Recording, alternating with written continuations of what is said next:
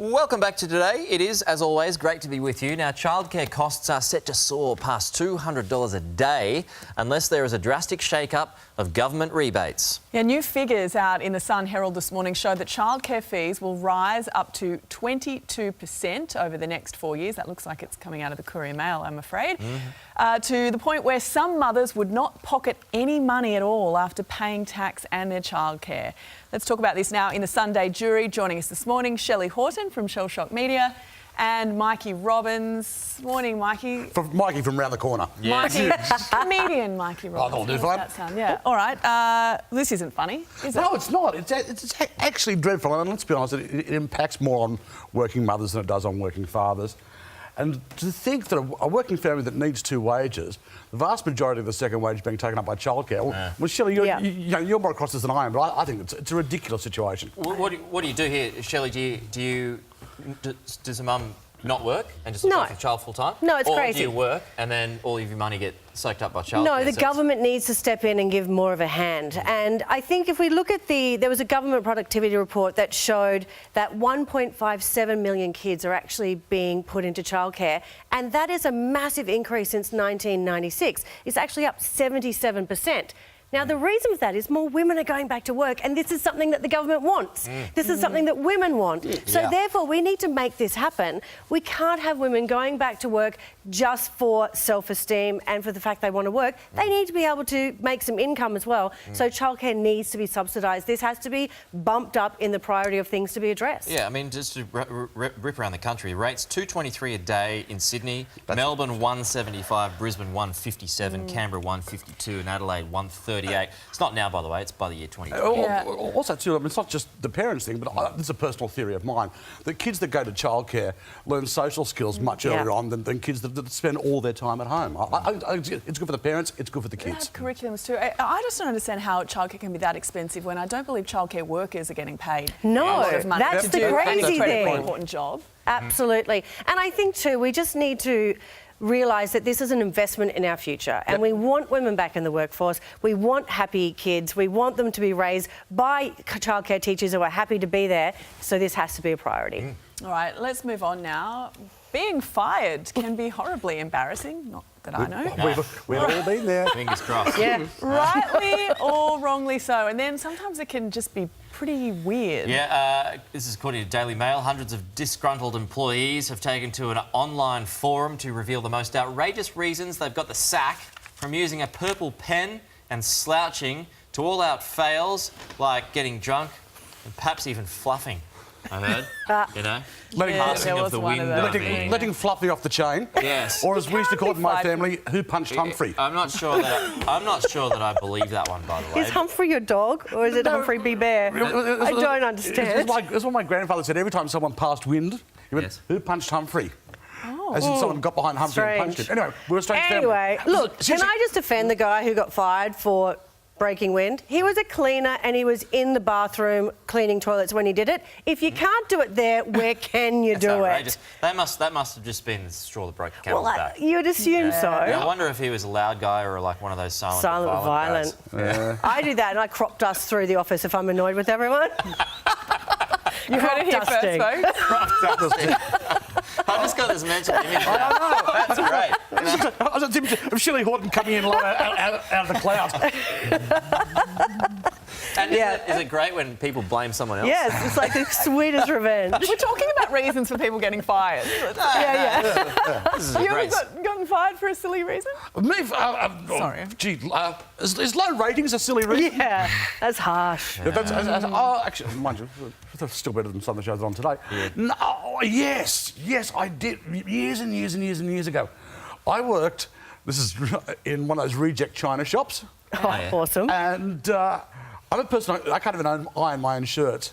I failed the gift wrapping course. I got sent home before Christmas for failing gift wrapping. Yes. I got fired from Subway when I was over in London for putting too many olives on the Subway because I genuinely felt that people needed more olives, like for the taste factor. What's wrong with the that? boss didn't agree. Is that right? Formula? Yes, it is a certain number of olives, and I wasn't sacked. I was just I wasn't renewed when I was in high school and I worked at a cinema. But I used to spend more time watching the films than doing anything else. You know? Seems like but a you know, pretty fair you need to watch the films. You know, when you're working at That's cinemas. right. And you wouldn't Anyway, want to punch research. Humphrey while you're in the cinema exactly. either, because So if you did that... My 3-month period came to an end, and they were like, you know what, we probably don't need you next summer. I was like, okay.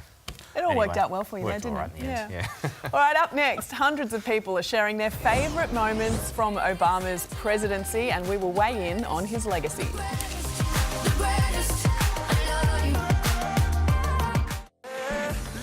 Welcome back, and the Sunday jury is indeed in session. Yes, President Obama will make his final address on Tuesday, and people around the world are sharing their favourite moments from his time in office. From your everyday Americans to celebrities, let's hear what they had to say. When I was at the UN and I heard our president say that climate change is the most important issue facing not only this generation but all future generations, it was inspiring. Third grade, when we had this project to write a letter to the White House, it was really strange when he actually replied back, because it was like, whoa, I'm a third grader and I can actually get a response from the president. I can actually make a difference. The CVS experience with Michelle was pretty cool, and dancing with Barack at his birthday party. And he's a good dancer. You know, he should not get any flack for that. You're a good dancer. Yes. Also a handy golfer and a pretty decent basketballer as well. Is this, I mean, it's always inevitable. Someone spends 8 years in office, they move on. It's all part of the great democracy of America. How do you look back on his I know presidency? you're a political junkie, I'm not, but I have loved every time that he's been less than formal, when he has mucked around with kids, when he's gotten down on the floor in the Oval Office to relate to kids at their level. I loved it when he did I think it was the speech to all the correspondents, and at the end of it he just went Obama out and did the mic drop and then the kiss. Yes. That sort of thing. I think humanised the role.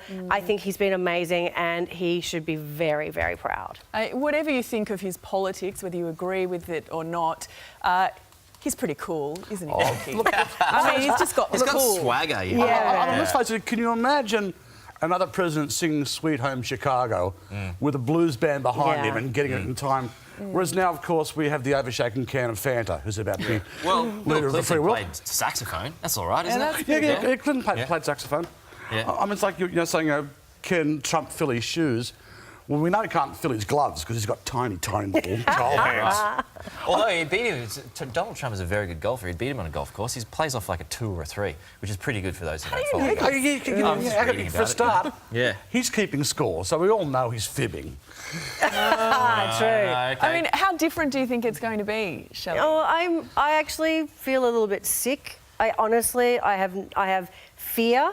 I'm even considering not going to America when he's president there. Like, there are plenty of other places that I can travel to, and I'm going to choose not to go there when he's leading. Right. In the long run, I think it'll be all right. This next story is interesting.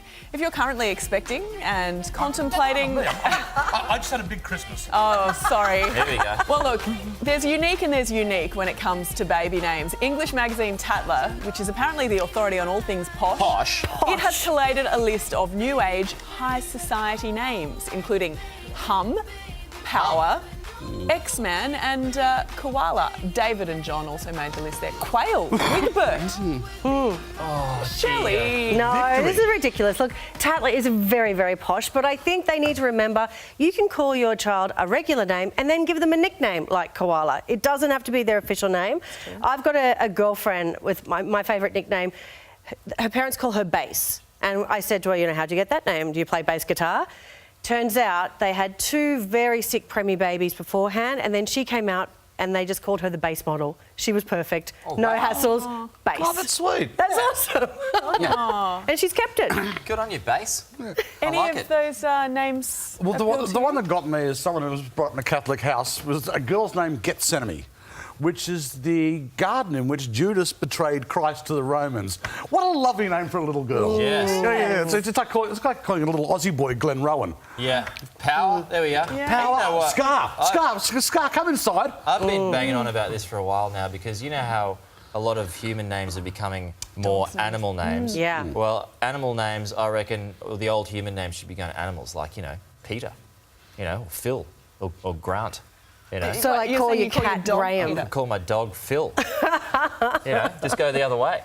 You know what I mean? I've got a friend who named her cat Graham and her dog Gavin. And I'm like, Yes! those are That's what the I've been worst talking names about. ever. Yeah, I love it. See, I didn't get to name our new cat, so henceforth, when it goes missing, I have to walk around the apartment block going, Sugar Bear, Sugar Bear. Oh. Has anyone seen Sugar Bear? That could end badly. It could end very badly. That's the jury this Sunday. More to come after the break. See over there.